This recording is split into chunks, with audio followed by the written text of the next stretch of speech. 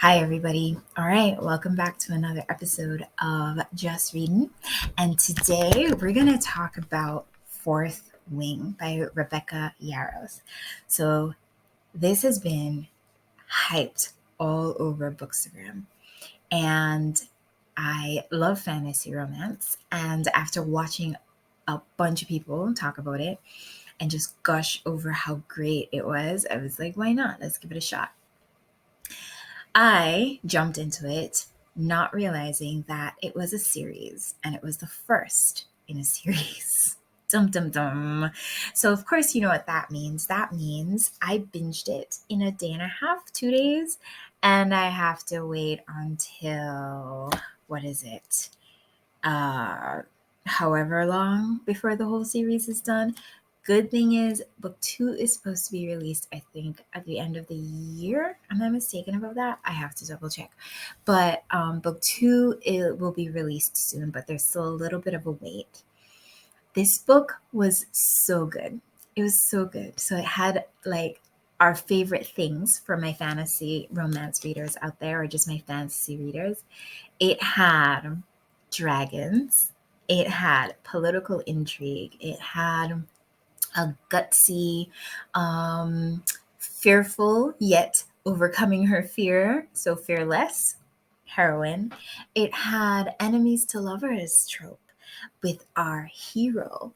He um, starts off as the bad guy, as the guy you think is going to cause harm to our heroine, and then ends up actually being a love interest, and the best kind of love interest. Um, there's an immediate attraction between the two of them that she's not aware of, but eventually it comes to the forefront. There's family unrest. Her family, her siblings are in the military, like she was. Her older brother actually died in an accident. Her sister is much lauded. She is like the person that everybody thinks of when they think of her family. And her mom is the general twist. Usually the male characters dominate those kind of high up in the echelon commanding roles, right? Or titles. But her mom is the general and her dad was a scholar. So she has what would you call it? It's a sickness, it's an illness, actually, illness I should say, where her bones break easily. I guess we would call that brittle bone disease, perhaps.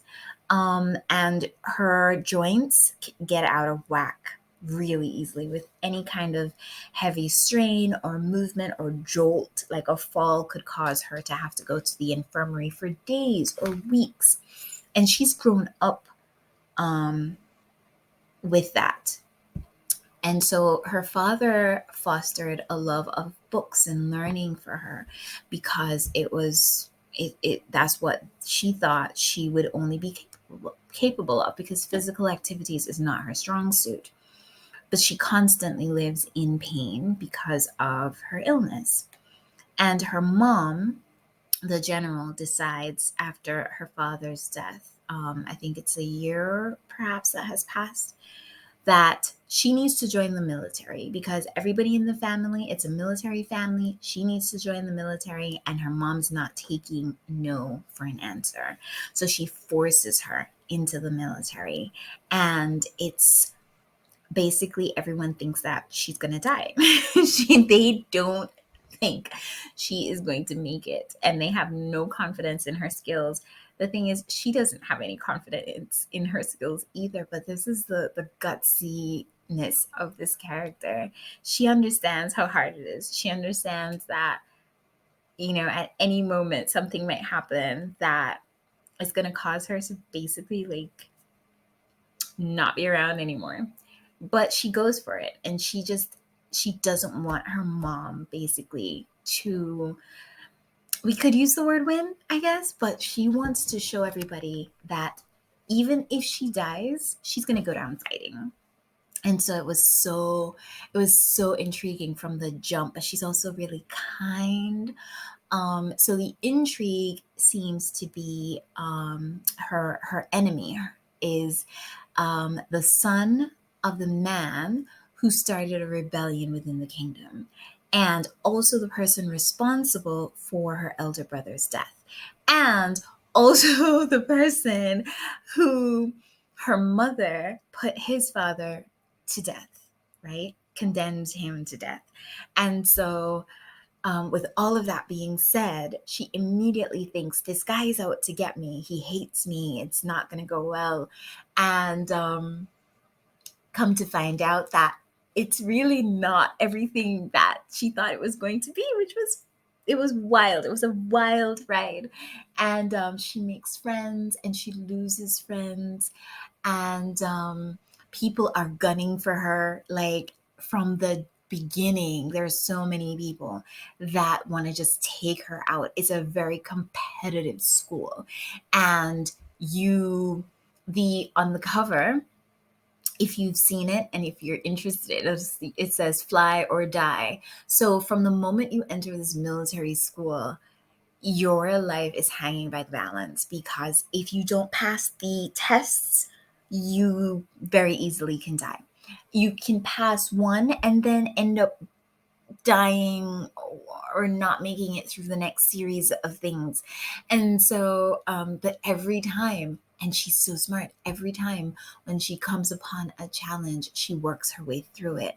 And then she ends up beating the challenge at, the the um the annoyance of the other characters in the story that just want to end her. They just want to see her fail. They just want her to be out of there. They don't think she belongs. They think that she's weak and she's dragging them down. Okay, and so eventually it comes to find out that the her enemy, oh, what is his name? Dane. No, Dane is her best friend. So her best friend was also not in her corner. Like, he thought she couldn't make it either, and he was trying his darndest to like get her to leave and get her to quit, and she just wouldn't give up. And then she gets to the last challenge, one of them. She finds a dragon. She bonds with the dragon, only to find out that her dragon is mated to the guy who's her enemy, his dragon. And so now they constantly have to be around each other. And this is when we find out that they're not enemies after all. They're actually star-crossed lovers on the beginning of their journey, their romantic journey. It was a good read, guys. It was worth the hype. I'm not one to completely ignore books that are hyped just because they're hyped. So if I see that there's a book that others are saying, oh, it's really good, I'll give it a try. Like I said before in another episode, I read it because I want to make an informed opinion. So if it's well hyped, I'll read it and say, oh, this was very well worth it.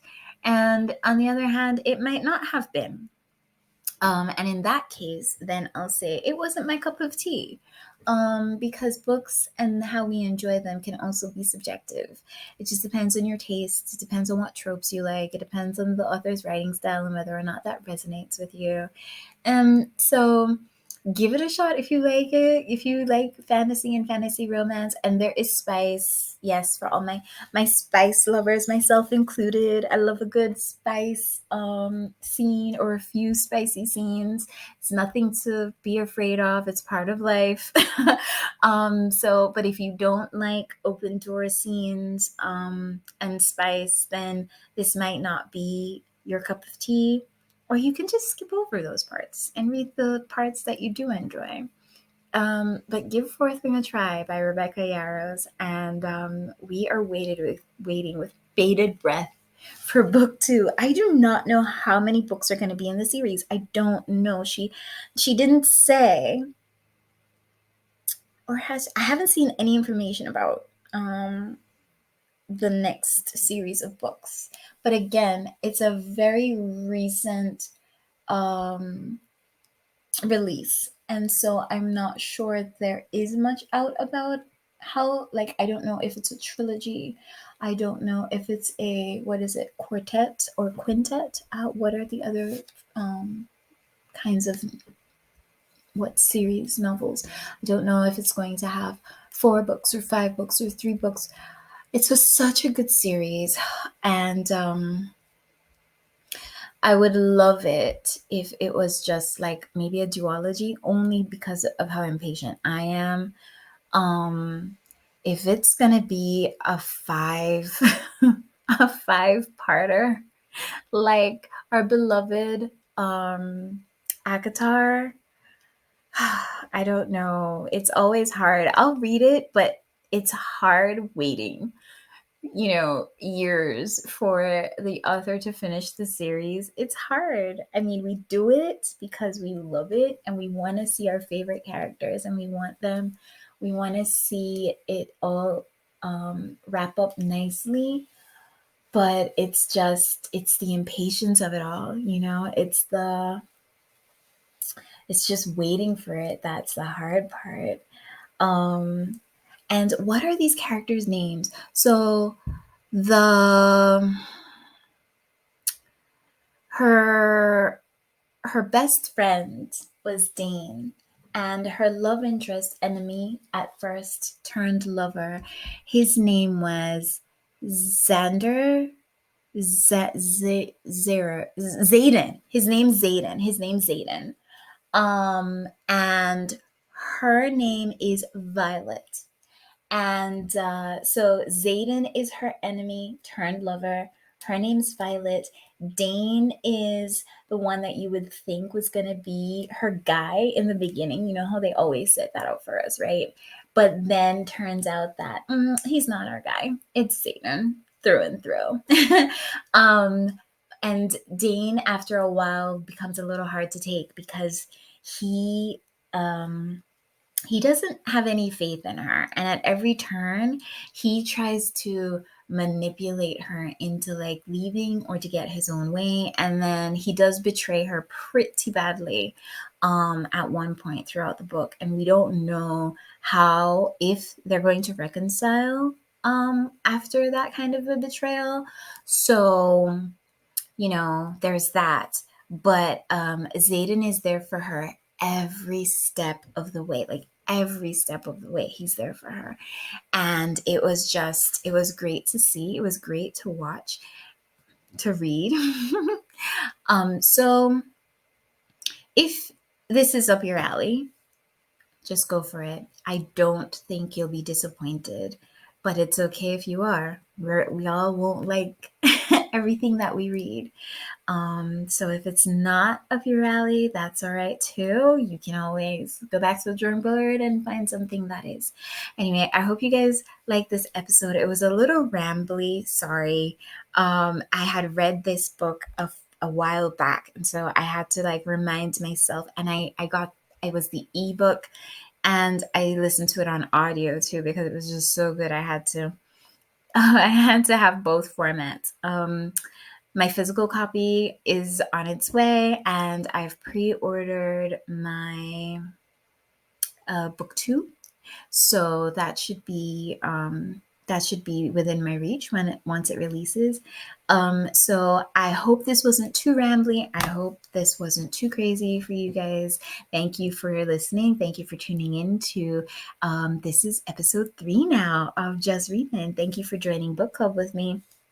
And if you have any thoughts about Fourth Wing, leave them in the chat, leave them there, and I'll read them and see what you think. All right. Thank you so much, guys. Have a great weekend. And it's almost 4th of July. Enjoy the 4th. All right, guys. Have a good time reading, because just remember, we're just gonna keep on reading. All right, guys. Signing off. Bye now.